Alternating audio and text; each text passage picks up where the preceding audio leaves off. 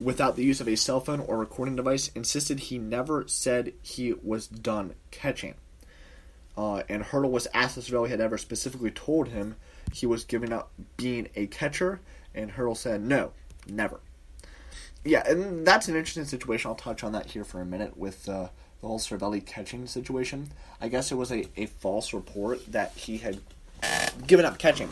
Because last night he posted on Instagram saying that it's a mischaracterization. It's not true that he's quitting his catching responsibilities. He's just trying to get healthy, but his hope is to catch again.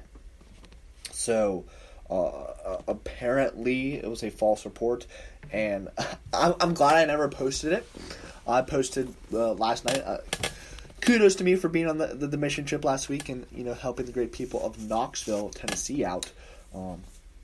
So yeah, that was, it's interesting, and I wish only the best for Francisco Cervelli in the future, and we'll see what's left in store for him. I personally don't want him catching again in Pittsburgh. I think the Diaz-Stallings duo is not only the duo of this year, but the duo of the future. And again, we cannot DFA Jacob Stallings if Cervelli wants to come back as a catcher.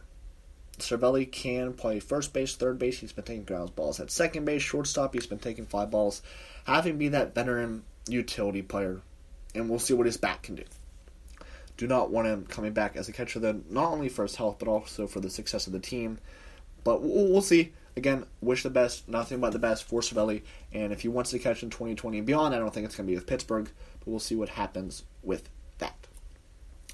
The Pittsburgh Pirates had several players partake in their respected leagues' All-Star games. How did the Bucs prospects perform in their All-Star game?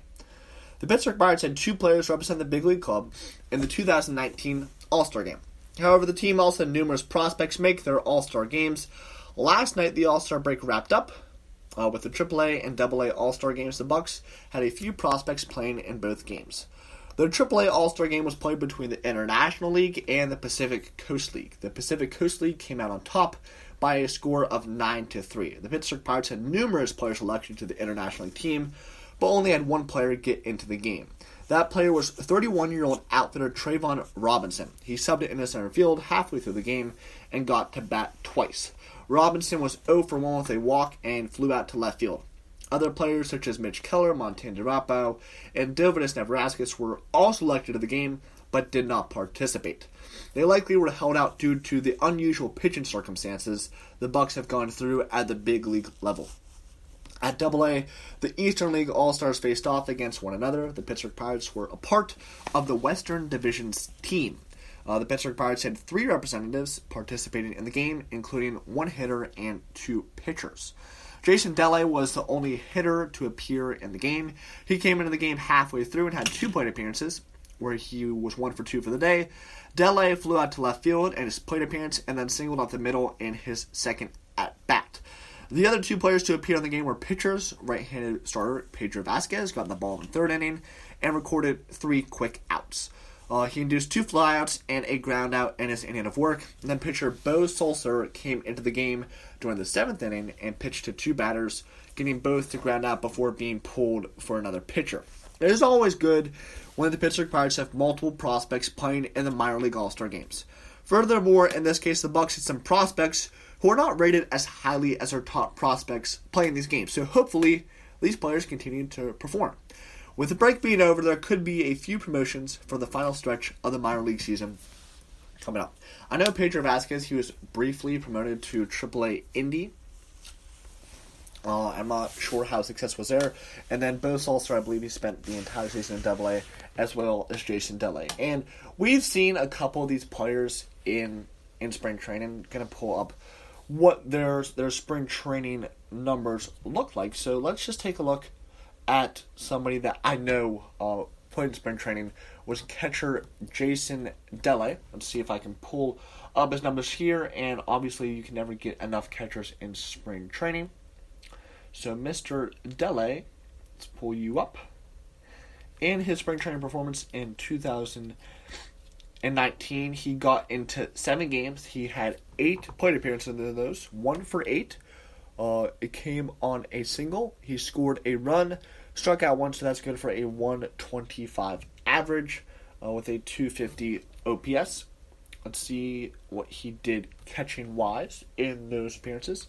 So he caught 12 total innings, no stolen base attempts on him.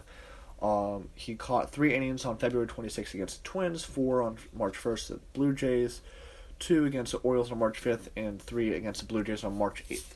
So not bad at all from Mr. Dele. Let's see if did Pedro Vasquez, I believe he may have made an appearance. No, he did not. Only Felipe. And then did Bo Sulser. Bo Sulser did pitch. Let's see how he fared.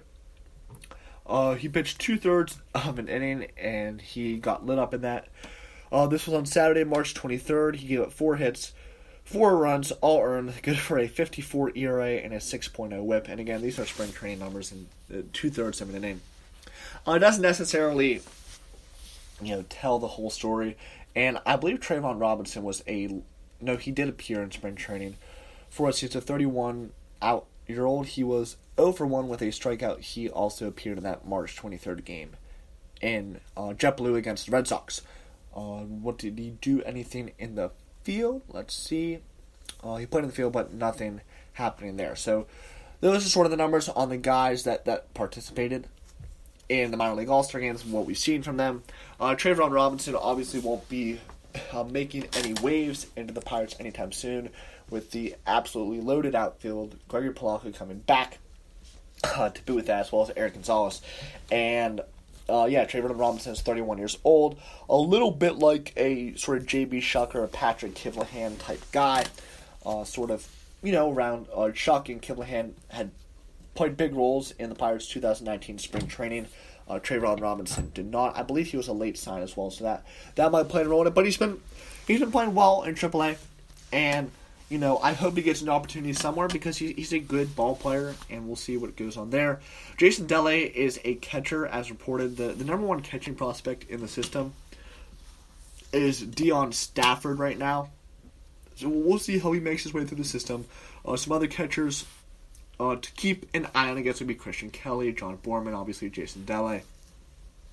So there are definitely some names out there. Stephen Barron as well. Keep an eye on him if one of Diaz or Stallings goes down. But Dele he's going to be most likely in AAA next season. We'll see how he progresses moving forward. And then, as I said, Pedro Vasquez, he got the call to AAA. I believe he pitched pretty well in that game.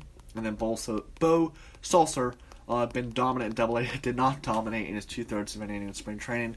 But again, it's spring training. Those numbers you always take with a grain of salt. And the nice thing, I think, about having Trayvon Robinson, Jason Dele, Pedro Vasquez, Bo Sulser getting into these minor league All-Star games is that they're not the big, huge names. They're not the Travis Swaggertys of the world, right? They're not the highlighted, okay, these are your top prospects.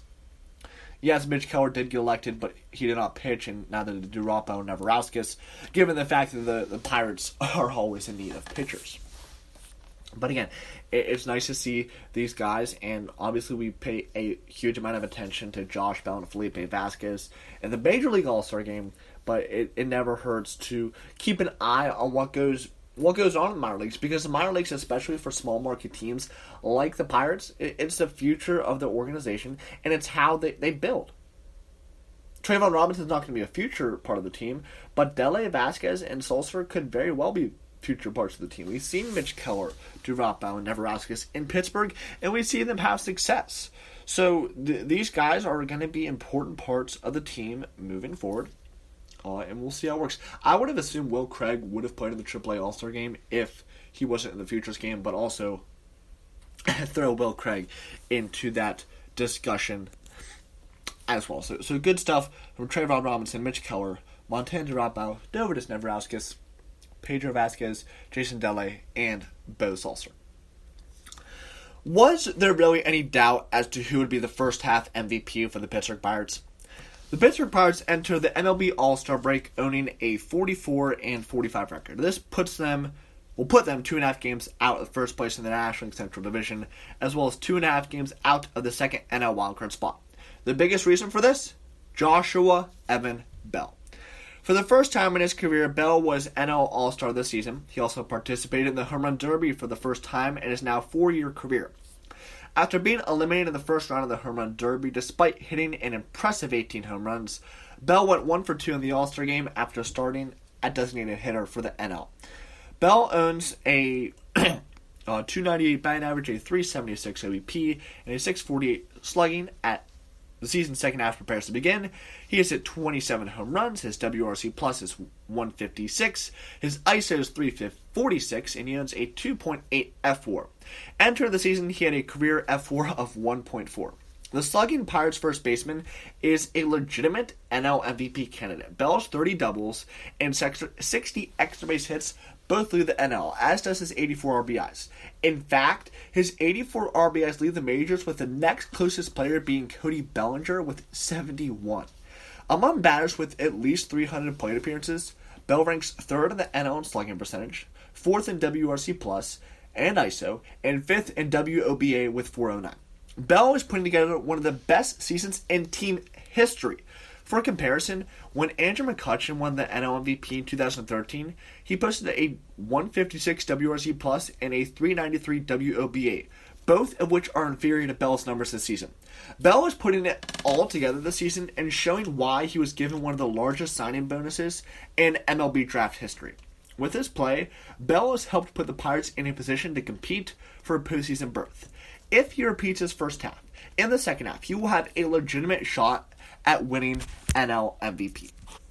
I'll just take a look at his paces. It's fun to do this activity. We enter into game 91 today, and he is on pace to hit 48 home runs and 151 RBIs. I believe it's realistic. He could go 51-50 this season. Even he could go 51-55. And you're telling me if he repeats that, I mean, if he keeps on pace for that he's not going to be the NL MVP. If this team wins the NL Central on the back of Joshua Evan Bell, that he's not going to be the NL's MVP.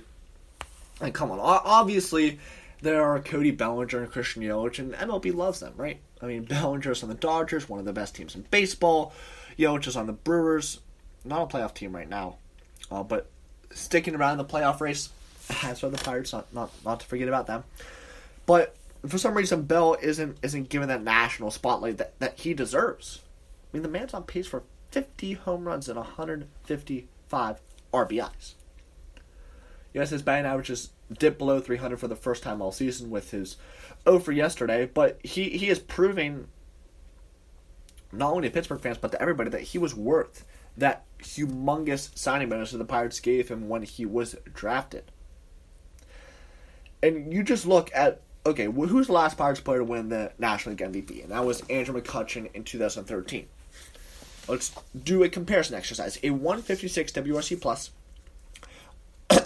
Josh Bell's WRC plus currently sits at 156 as well. A 393 WOBA. Josh Bell sits at 409. And keep in mind, this is halfway through the season. WOBA is like an average, so you don't take that much into consideration there. But WRC Plus is an accumulation statistic, and they are tied right now, and it's halfway. Like, the second half started yesterday, the unofficial second half. And obviously, again, you have Bellinger, you have Yelich. So there's more stiff competition this year for Bell than there was in 2013 for Andrew McCutchen. But Bell has definitely taken over the reins as the face of this Pittsburgh Pirates franchise, and he's going to be the guy that leads his team to absolute glory. And hopefully once and for all, but just puts an end to the McCutchen era and the Cole era in Pittsburgh. Right? And that era was great. It was fantastic, but what did we really win? 3 wildcard games we were able to get to. Winning one of those, winning 3 postseason games in that era, if you want to call it that. Josh Bell can finally put a lid on that, and we can move into the next generation, into sort of the 20s, if you want to call it, of Pittsburgh Pirates baseball. This decade, we have been wildly successful. Our most successful decade since the 70s, where we won 2 World Series. 2013, we could have very well done it. In 2015, we won 98 games, second most in baseball. We could not win that wild card game then. So we've been very successful in this decade.